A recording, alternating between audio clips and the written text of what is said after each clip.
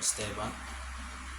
I'm a student of University of Eastern Pangasinan, and I'm here to share my reaction and knowledge about IoT, means Internet of Things. Kaya tara, mag-enjoy sa pakikinig. So, after I watch the video, I understand the Internet of Things is a vast of network of interconnected physical devices, vehicles, appliances, and other objects embedded with electronics, software, sensors, and connectivity, which enables these objects to collect and exchange. These things can communicate with each other and with humans, creating a more connected and intelligent world. For example, a smart thermostat in your home can learn your preferred temperature settings and automatically adjust the temperature based on your schedule, saving energy and increasing comfort. So, ipaliwanag naman natin ngayon ang disadvantage at advantage ng IoT. Ang Internet of Things ay nag-aalok ng maraming kaginawaan, tulad ng pagkontrol sa iyong gamit sa bahay mula sa iyong telepono o pagtanggap ng mga alerto kapag kailangan ng tubig ng iyong mga halaman. Ito ay makakatipid sa iyo ng oras at mapapadali sa buhay. Gayunpaman, nagdadala rin ito ng mga panganib sa seguridad sa mas maraming device na konektado sa internet. Mas maraming oportunidad para sa mga hacker na nanakawin ng iyong mga personal na impormasyon kahit nakontrolin ang iyong mga device.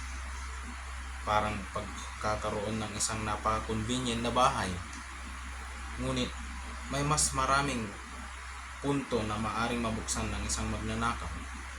Kaya bagamat maaaring mahusay ang IoT,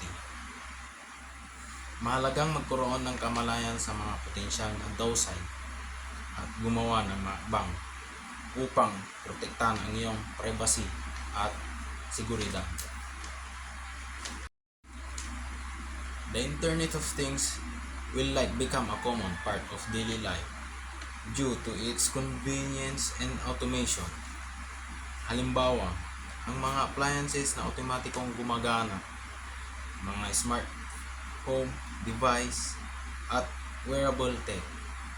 Bagamat may mga alalahanin tungkol sa privacy at gastos, ang mga potensyal na benepisyo ng mas madali at efficient na pamumuhay na nakakaakit.